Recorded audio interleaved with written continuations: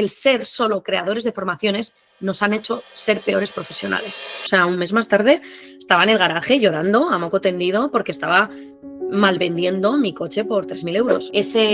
Esa pulsión, ese instinto que te dice te mereces mucho más, aquí ya no tienes más que hacer. De hecho, lo primero que hice con mi primera factura fue que no me atrevía a decir, esta soy yo. ¿Fluo realmente soy yo? Mayer Tomasena es una de las copywriters más reconocidas de habla hispana en todo el mundo. Emprende con su marca personal hace más de 12 años y de hecho entre sus clientes están todos esos con los que sueñan los freelancers. En esta entrevista poco común nos comparte cuáles fueron esos pequeños signos que le ayudaron a saltar de su trabajo corporativo a emprender, así como esos hitos iniciales que hoy mirándolo en perspectiva parecen tan pequeños, pero que en su momento fueron el sello que le permitieron apostarlo todo por su marca y su negocio. Y te doy solo un pequeño spoiler. También nos va a compartir todo lo que estuvo pasando en este último tiempo en el que logró pivotar de tener una empresa grande y una academia a volver a sus raíces, focalizarse con un equipo pequeño y darle servicios a las empresas más grandes del mundo. Prepárate para una entrevista real, cercana y diferente. Pero bueno, lo primero que se me ocurría preguntarte, que no lo vi por ahí, es de pequeña, ¿qué recuerdos tenés y qué recuerdos te han despertado otras personas que te conocían, familia, amigos, que te generaba como mucha curiosidad? Porque decís, me pasaba el día, se me pasaban las horas mirando o haciendo esto. Bueno, he pasado muchas horas dibujando y pintando, muchísimas, escribiendo también. Luego, y he sido también una gran coleccionista de todo el mundo de Egipto, todavía no he estado, o sea, de Egipto en general, estudiando muchísimo. Recuerdo como tener una etapa como muy fuerte con esto, fíjate, y todavía no he ido. Pero sobre todo pintar, dibujar, he dedicado mucho tiempo al arte en general. Es cierto que siempre tenía luego a mi madre detrás que me decía, esto no te va a llevar luego a ningún sitio, ¿sabes? Con ese miedo cuando ya vas teniendo 17, 18 años y yo estaba en modo, pues ahora quiero estudiar un perfil artístico y era como, no, esto no te va a llevar a ningún lugar. Y me doy cuenta de que el arte al final me ha traído hasta aquí y que al final me considero dentro del mundo del copywriting, yo me siento muy artista y siempre lo he sentido así, pero he luchado mucho contra eso de no, esto es muy metódico, técnico, tal, y digo, no, para mí el copy tiene mucho de arte, mucho de todo lo que cultivamos dentro, ¿no? Y para mí el trabajo que hago es súper artesano y hasta este año que he dicho, es que me considero un artista del teclado o artista de la comunicación y lo siento así, entonces lo vendo de esta forma y ahora veo realmente la conexión tan grande que tiene con algo que he hecho desde pequeña, que es el arte, dibujar, expresarme a través de la pintura. He trabajado mucho el óleo, el carboncillo, a través de ese tipo de técnicas y luego poco a poco con otras, ¿no? Zarpado, y creo que vamos terminamos por el principio o empezamos por el final en algún punto. Y contame un poco, en base a esto que vos decís, ¿afloró el deseo, el interés por la pintura, por el arte, por la expresión? Duró lo que duró, no sé, 7, 8, 9, 10, 12 años, como quizá bastante más libre, cuando la cosa se empezó a poner más seria y llegaban las decisiones de elegir la carrera, bueno, universitaria o de grado, posgrado, etc. ¿Qué crees que fue lo que más influyó? O sea, yo sé que estuviste trabajando como directora, asistente de la dirección en una empresa de moda, pero ¿cómo llegaste ahí? ¿Cuáles fueron las decisiones y qué fue lo que fuiste estudiando y eligiendo para llegar ahí? Bueno, al final estudié la carrera que mi madre quería que yo estudiara, que fue la que ella estudió, ¿no? Yo creo que al final los padres también proyectan un poco el vete por aquí, que yo esto lo conozco y tal. Cuando terminé, que al final es una carrera de asistente de dirección con mucho idioma, al final yo hablo francés, es mi lengua materna, pero es mi tercer idioma. Mi primer idioma es el español, luego está el vasco y luego tengo el inglés. Y allí también teníamos alemán, entonces era como, y luego cuando no sabes qué hacer y te sientes una navaja suiza, te vas a una carrera en la que ves que puedes tener muchas salidas, ¿no? Y en el perfil de asistente de dirección podía estar trabajando en exportación como en contabilidad, como en eventos. De hecho, los eventos era lo que más me llamaba la atención. Pero el primer año, cuando salí de allí, me puse a trabajar en una empresa de exportación. fue divertido, pues porque tenía al final, pues que tendría 21 años más o menos. Mi jefe además me llevaba a París con él a hacerle de traductora porque vendíamos sillas de retención infantil y hacía esos viajes, tal, me parecía como muy divertido, pero sentía que yo podía ir a mucho más y aspirar a muchísimo más que lo que estaba haciendo. Y la verdad es que fue súper, o sea, siempre cuento esta anécdota porque fue muy tonta la anécdota, o sea, en el sentido de estoy un domingo viendo la tele, película de domingo tarde, aparece El Diablo Viste de Prada, yo veo a Anne Hathaway haciendo de la perfecta asistente de dirección y decir, esa podría ser yo y podría estar trabajando en moda y podría ser algo súper divertido o no, pero voy a explorar eso. Y no me lo pensé, al día siguiente hice una lista de las marcas de la zona, marcas que ya tenían una proyección internacional, les envié un correo, evidentemente no les envié el clásico correo de hola, por la presente os envío mi currículum vitae, tal. No, o sea, fue como un hola, me llamo Maider, tal. Y entonces enseguida de cada una sabía bastantes cosas, pues porque al final son conocidas y tal. Y las contacté así y con la que más quería trabajar fue la primera que me respondió y de hecho fue el CEO el que me respondió directamente y me dijo, me ha encantado tu email, por favor, te espero el jueves en este sitio y hablamos. Y así me contrató. Y de hecho luego en la empresa pues fui escalando, pero porque he sido muy...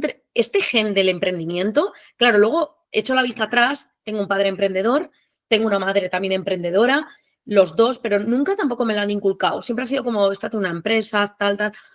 Pero luego, echando la vista atrás, digo, tienes todo el sentido del mundo porque al final es algo que yo he visto, ¿no? Y al final estar en una empresa, en la empresa textil, era muy divertido, estaba con gente de mi edad, imagínate, ¿no? Era un poco como un Erasmus, para que te hagas una idea, nos parecía fantástico trabajar 10 horas al día, que no nos las pagaran, nos parecía todo fantástico. Entonces es muy guay ese momento en el que tú ves esa cohesión de empresa, pero claro, yo también me aburría rápido de lo que hacía. Entonces, claro, fui de asistente de dirección en marketing, pasé a retail, que ahí me pusieron a montar los pop-up, las nuevas tiendas. No tenía ni idea ni cómo se colocaba, ni lo que era el Pladur. Me acuerdo de estar con un franquiciado y él decirme, voy a poner Pladur aquí, y yo decirle Pladur, y mi cabeza apuntando, ¿qué es Pladur? Para saber, o sea, que he hecho cosas que ahora lo pienso y digo, wow.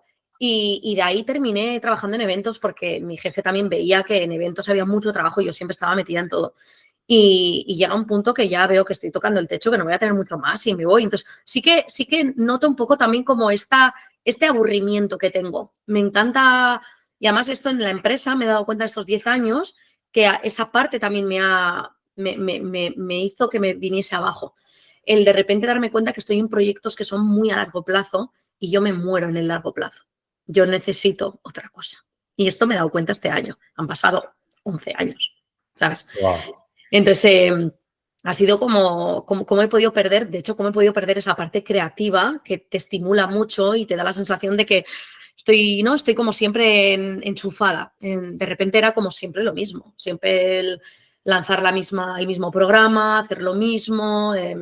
Esto me ha generado una sensación de apatía que es muy complicada sacarla fuera de tu vida profesional y luego personal, porque luego arrasa con todo la apatía. Claro, claro que sí. ¿Y cómo podrías describir a ese momento en el que viste la película y que obviamente, y empatizo mucho con una historia personal, pero me gustaría que lo describas vos, ¿qué sentiste y qué pasó por tu ser en ese momento que al día siguiente se te ocurrió que era una muy buena idea mandarle el mail a gente desconocida, hacer esta investigación y todo lo demás? Bueno, yo siento que una emoción de proyectarte en algo que tú ahora mismo lo estás viendo en una película y parece extremadamente divertido, aunque en la película se proyecte, ¿no? Que tu jefa no es la mejor, pero en el momento dices, qué divertido, qué entretenido. Luego también hay un punto de estatus. Qué chulo sería trabajar en moda. A mis amigas esto les gustaría ver, ¿sabes? Era como también ¿no? Wow, cuando pueda decir, trabajo en moda, fíjate, tal. También había este punto, porque evidentemente tenía los años que tenía, que eran 21. Entonces sí que tienes también este anhelo de esa validación externa, también por y para mis padres, ¿no? Hay como muchas cosas ahí que se... Pero la emoción es muy alta, muy de, wow, podría hacer. O sea, hay como la posibilidad, porque es cierto, tú cuando vas a... Yo lo pienso, antes de ir a la universidad, incluso la persona que nos orientó, te orientan y te cuentan 4 cosas, no te orientan las 25.000 que hay. Entonces, claro, de hecho, cuando empecé a trabajar en moda fue cuando fui realmente consciente de la cantidad de formaciones que hay que yo no tenía ni idea. Es más, el primer día, la que es ahora mismo mi mejor amiga, que fíjate, nos conocimos ahí en esa empresa, nos conocimos en la Feria de Moda de Barcelona y justo me dijeron, vete a este apartamento, te estará esperando una compañera y tal, me tocaba con ella compartir habitación y me dijo, yo soy visual merchandiser. Y yo decía, ¿qué es esto? O sea, ay, pues es escaparatista. Le digo, ¿has estudiado para esto? Y sí, claro. Y luego conoces a los diseñadores y ahí dije, fíjate, ahí ya, uy, pues esto es el arte tal, mira, están haciendo cosas de estas, ¿no? Entonces sí que esto también ha sido muy interesante, pero sí, es una emoción, es una intuición fuerte que notas en ese momento y dices, es por ahí y punto, y no lo piensas más, vas como un caballo así y tiras para adelante. Y sigo con las preguntas específicas y ahora vas a ver por qué, pero ¿reconoces si en alguna parte específica del cuerpo sentiste esa intuición? Decir, es por acá, si fue como más mental, fue más del corazón, en el estómago, en las tripas, en algún lado. Claro, de las tripas, del corazón, sí, totalmente. Sí, sí. Porque algo que además lo comparto al 100%, mi pulsión fue tan grande que me sacó, imagínate que yo, mi estudio, mi formación, mi experiencia venía por el lado de la ingeniería, en industria, con equipos profesionales de la misma formación súper racional, lineal. Empezar, y siendo anti-redes sociales, crear una cuenta y crear una marca personal y crear contenido es la locura más grande que se te podía llegar a ocurrir.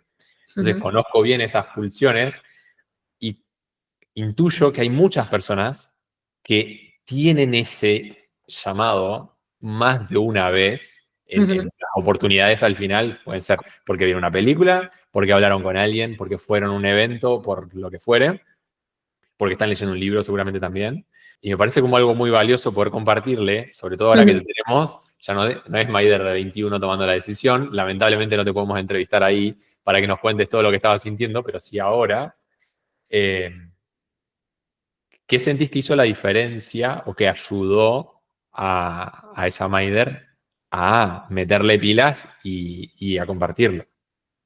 ¿Qué me ayudó? ¿Te refieres a qué herramientas o qué es lo que...? Sí, o si te apoyaste 100% en la espontaneidad del momento y de que no tenías tanto que perder. Totalmente, no tenía nada que perder, ni de moverme a otra ciudad, ni de nada. O sea, en mi cabeza al final tengo 21 años y ahora es la parte importante, ¿no? La decisiva para adquirir también experiencia y poder ir a diferentes compañías y ver un poco qué tipo de trabajo puedo realizar, porque no conozco nada, conozco lo que he hecho hasta ahora, que de hecho yo he trabajado desde los 15 años en hostelería, entonces tampoco conocía muy bien cómo funcionaba una empresa como tal. Entonces, sí, o sea, luego apoyarme, realmente es que ha sido siempre apoyarme por esa pulsión de decir, es por ahí y ya está. O sea, no le di más vueltas, la verdad. Qué bien, qué bueno. Y ya que lo tenés tan incorporado, pero ¿volviste a sentir esa pulsión sea para una decisión que va alineada a lo que venías haciendo o para pivotar? Sí, al final la pulsión la he sentido en muchos momentos de mi carrera profesional, desde el momento también en el que empecé a crear todo esto. Antes de tener mi marca personal estuve a punto también de crear una empresa con unas amigas. También sentí una pulsión de no seguir con ellas. Lo sentí como muy fuerte en las tripas, lo dije muy rápido. Luego empecé también esto, o sea, no sé. Sí que he estado muy conectada. Es verdad que luego ya cuando estás en el día a día de la empresa hay muchos momentos que digo, cómo me hubiera gustado seguir más mi intuición y tal, porque creo que no la estaba escuchando, tenía demasiado ruido. Pero en general sí que soy una... Y luego no tengo miedo, no tengo miedo. Creo que mis padres también ahí han hecho que esté muy abierta a la vida, que esté muy abierta a tener la vida más emocionante que yo quiera tener. Y que vaya adelante con ello. Eso sí, en todo momento me lo dejaron como muy claro y sobre todo cuando empecé también a trabajar por mi cuenta, que les pedí en un momento a ver si me podían echar una mano con dinero y tal, mi padre me dijo, tienes un coche, te queda un mes para pagar, véndelo, no lo necesitas si vas a trabajar desde casa. Me dijo, Y así fue. O sea, un mes más tarde estaba en el garaje llorando a moco tendido porque estaba mal vendiendo mi coche por 3.000 euros. O sea, un coche que estaba prácticamente nuevo. Y con ese dinero pues podía arrancar. Entonces, al final me han enseñado también a ser muy comprometida, perseverante, independiente, ¿no? Que en el momento igual pensaba, qué horror de padres tengo, no me van a echar una mano en la vida. Y claro, luego te das cuenta, dices, pues, qué bien, porque es que todo es mío. O sea, todo es mío en el sentido de tuve la capacidad de arriesgarme, porque podía haber salido fatal y tenía que ver si volvía a casa o qué hacía. ¿Te la jugaste todo? ¿En ese momento estabas en pareja o no? O sea, ¿o ya estabas Sí, casada? sí, Sí. estaba en pareja. Sí, sí, sí, sí. ¿Y cómo fue? ¿Recibiste apoyo más o Sí, menos? ¿Cómo lo totalmente. hiciste? Bueno, totalmente. Por parte de mi pareja siempre he recibido muchísimo apoyo, por parte de nuestro entorno no. En general, hay mucha gente que, además, imagínate de fuera, ¿no? Dejo un trabajo porque me da la gana, lo dejo, porque en el momento, bueno, la empresa no iba bien y nos dan esa posibilidad de os podéis ir y os indemnizamos, cosa que yo nunca he recibido esa indemnización, pero bueno, esto es otro tema. Pero te vas con una mano delante y otra detrás. Y sí que con esta esperanza de voy a poder trabajar donde quiera, pero yo con mi pareja llevaba muy poco tiempo, no estábamos de hecho ni viviendo juntos, pero apoyarme siempre. Lo que pasa es que luego es verdad que al entorno le gusta juzgar mucho y es como, has dejado un trabajo fijo. ¿Para qué estás ahí con un blog? Yo además el último año de trabajo en esta empresa tenía un blog donde contaba cuál era mi trabajo, cómo lo hacíamos y mostraba un poco el valor que tenía, ¿no? El trabajo se hacía dentro de la marca y mucha gente lo veía como, bueno, aquí ya está ¿no? La influencer, que en ese momento no era un oficio tampoco, pero a mi pareja sí que muchas veces le hacían también ese comentario de, ¿y tu novia, no? ¿Qué? O sea, ¿qué está en casa? ¿Qué hace? ¿Cuándo se va a poner a trabajar? ¿Cuándo tal? Entonces es complicado. Esa parte es complicada y esta parte la he vivido durante muchos años, teniendo mi marca personal y contratando gente. Que esto parece que no, pero juzgar se nos da bien, la verdad.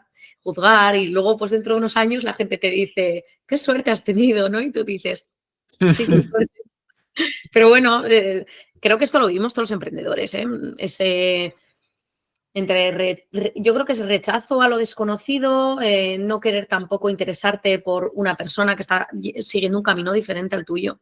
Y ya está. Entonces lo único que hacemos es juzgar desde nuestro trono, cada uno desde el suyo y listo. Pero ahí tienes que tener la capacidad de decir, me da igual, tiro para adelante. Y ya está. ¿A vos el blog fue de alguna manera lo que te permitió tomar la decisión de saltar? ¿O qué es lo que hizo que dijeras, bueno, en la empresa todo bien, es un ciclo cerrado, no hay nada más para mí? ¿Qué fue lo que tuviste ahí para ese salto? La verdad es que todo, entre la empresa, yo siento que al final nos enamoramos de las empresas para las que trabajamos, o siento que en el fondo hay una parte, ¿no? Hay una relación. Yo dejé mi alma en esa empresa y en un momento, evidentemente, cuando las cosas no van bien, hay muchas cosas que se rompen y es como cuando, yo qué sé, descubres que tu pareja te ha sido infiel. O sea, hay algo que se rompe dentro de ti y por mucho que yo pudiese continuar, había algo que me decía que no era coherente que yo siguiera en ese lugar.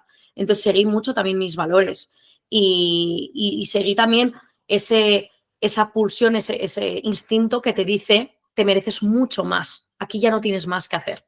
Ya te mereces mucho más, pues ir a otros. De hecho, cuando me fui de ahí, el primer mes, justo me hice un viaje a Inglaterra para poder trabajar, incluso en eventos. En Inglaterra se movía mucho el sector y tal, y lo vi como claro el poder irme a esa zona y tal. Y luego es que justo fue cuando empecé con mi pareja, entonces era como, no quiero renunciar a... y entonces ahí tomé la decisión de quedarme aquí. Pero el blog o sea, el blog, yo siempre he pensado que ese blog me ayudaría a conocer a alguien y que alguien se fijaría en mí. Y fue lo que pasó. De hecho, yo estuve durante un año, no estuve trabajando, oficialmente estuve trabajando solo para una startup durante 6 meses. Esa startup, el trabajo que hice de creadora de contenidos fue gracias al blog, tal cual.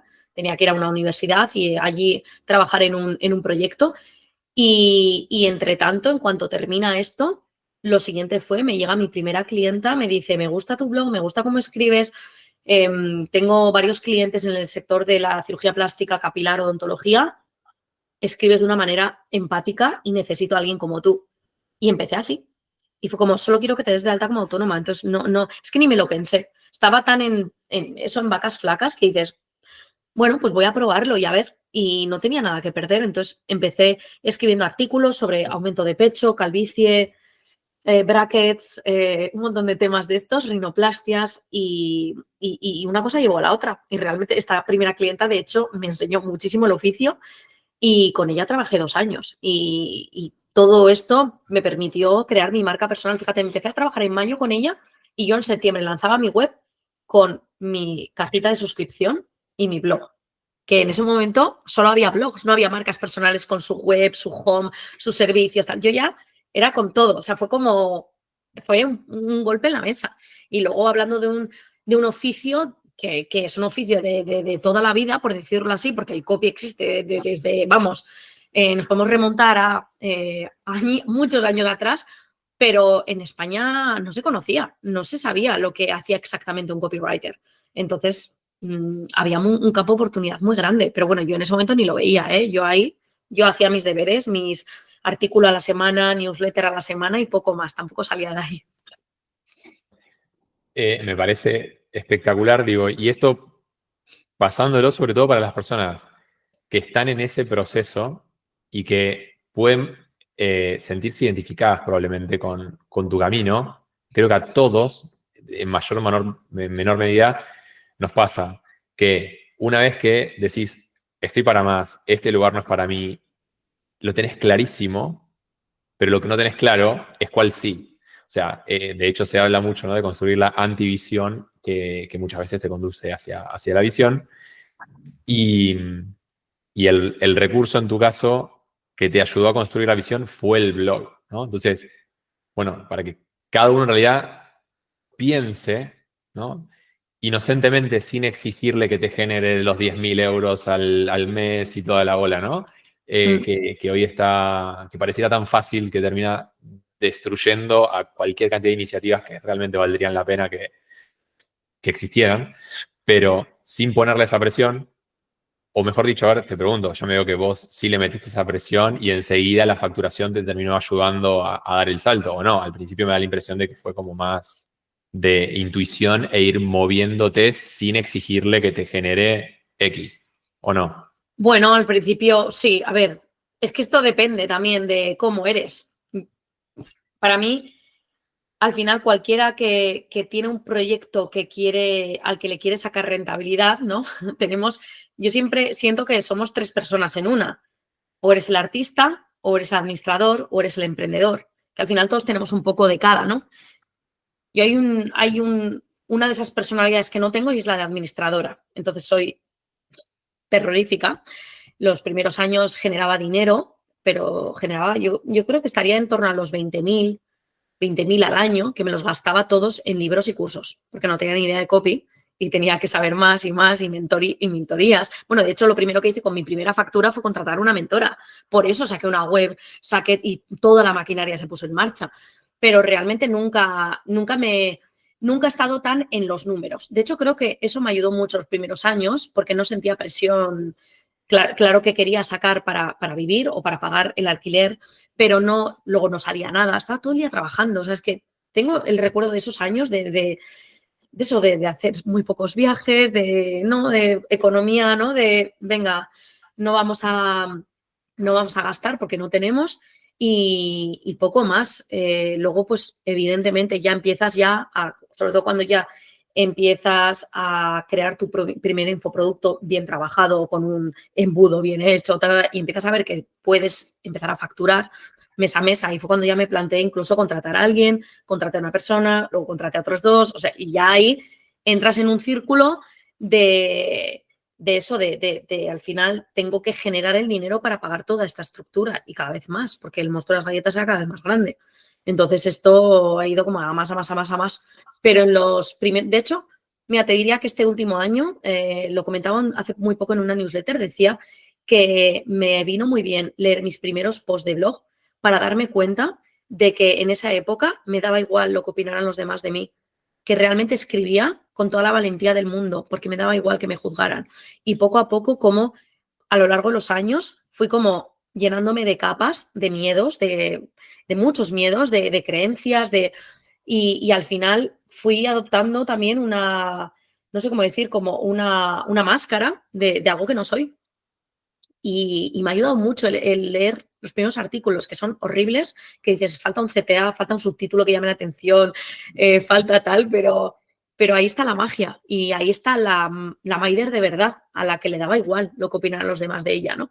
Entonces, bueno, yo creo que también es como un camino que muchas personas comparten en este viaje, y creo que el porcentaje este de saber, oye, ¿cuánto tengo de artista, de tal? Que parece una tontería, pero yo ahí me di cuenta que tengo como un alto porcentaje de emprendedora, soy un kamikaze, y luego soy muy artista, pero administradora, nada. O sea, si fuera por mí, estaría todo el día trabajando gratis, y esto es que hasta los clientes de servicios lo ven, porque he tirado los precios durante muchos años, y todavía a día de hoy me tiembla la mano cuando igual a un cliente le estoy como, ¿qué le digo? ¿2.000 o 3.000? O sea, sigo a veces con dudas, que alumnos míos también me plantean esas dudas y acaban de empezar.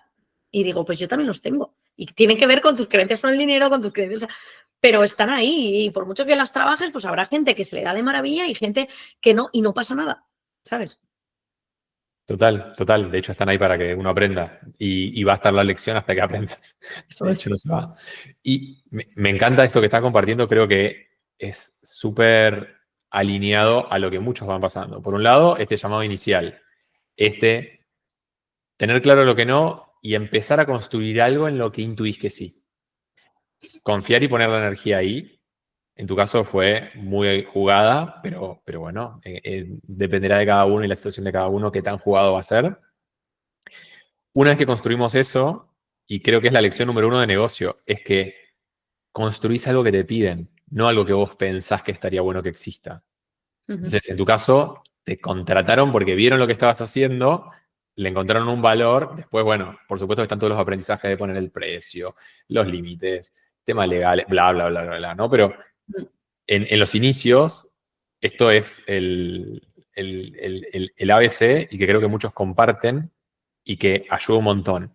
Y ahí en tu relato, y lo que estabas compartiendo, apareció algo en lo que resoné mucho y que creo que muchos están en esa, de que, claro, vos empezás a construir algo, ves que funciona y ves que, o sea, a partir de eso, puedes empezar a construir una maquinaria, un negocio, que factura, que necesita a otras personas y que puede seguir escalando y creciendo.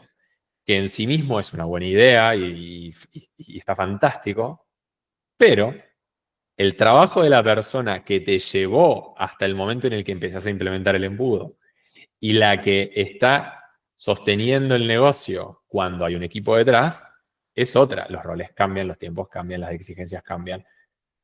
Prácticamente todo cambia, ¿no? Es como volver a empezar, un reseteo.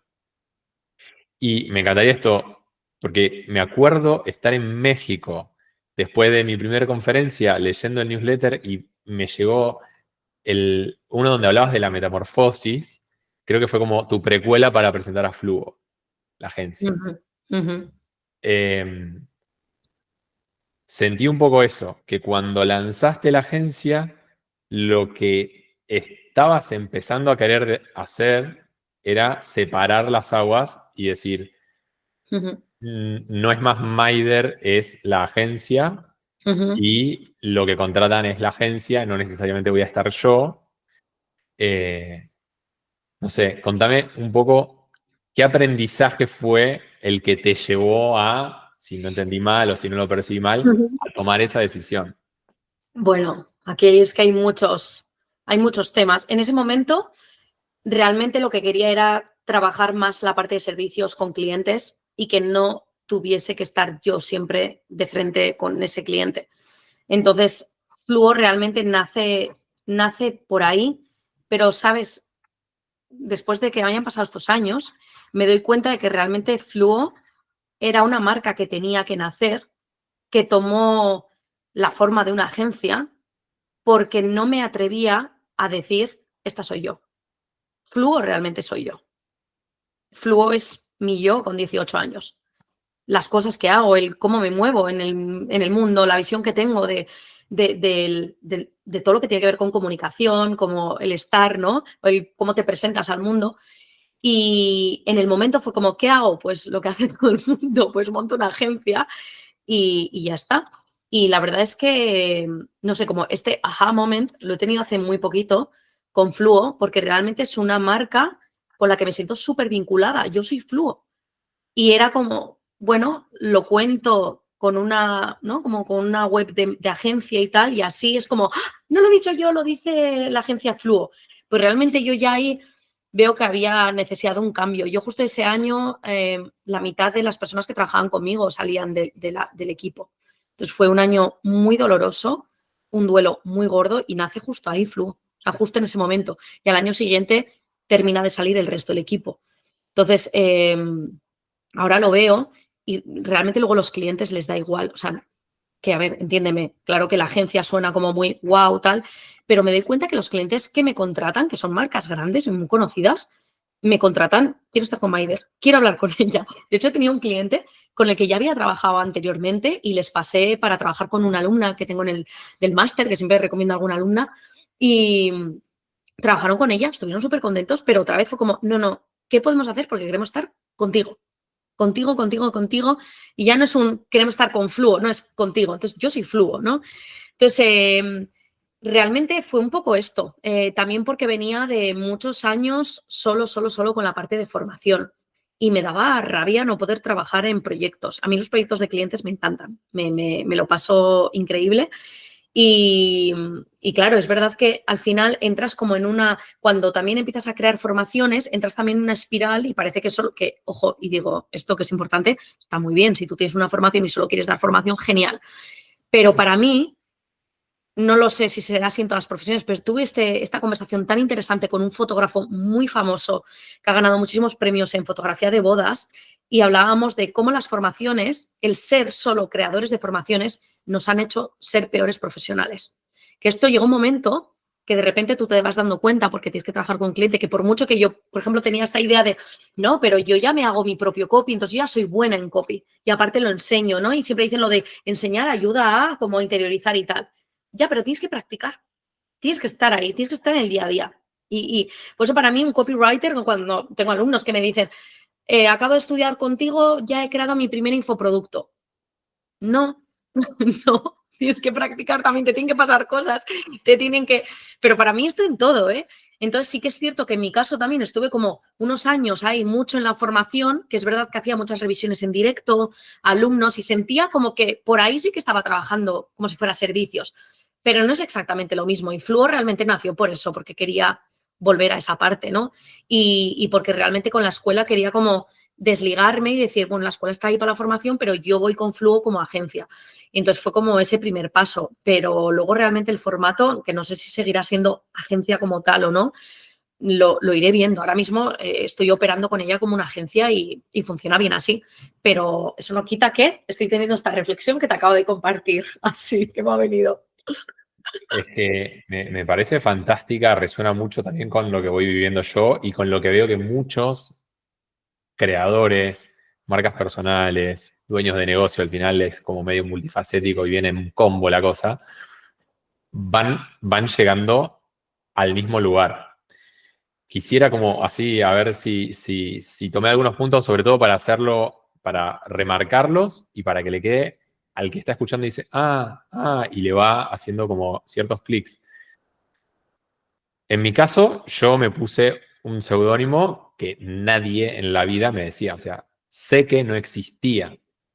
Sé que existió mi marca personal y nadie que me conocía siquiera imaginaba que era Seque. De hecho, era Seque MKT. Imagínate, Ezequiel Novarino, ingeniero, Seque MKT. No podía haber algo más distinto.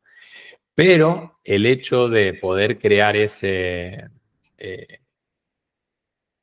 máscara, al final vos dijiste usar esa palabra, me parece buenísima, ayudó a construir un montón de cosas detrás que no me animaba a que se relacione directamente. Después de todo, somos personas, seres humanos, y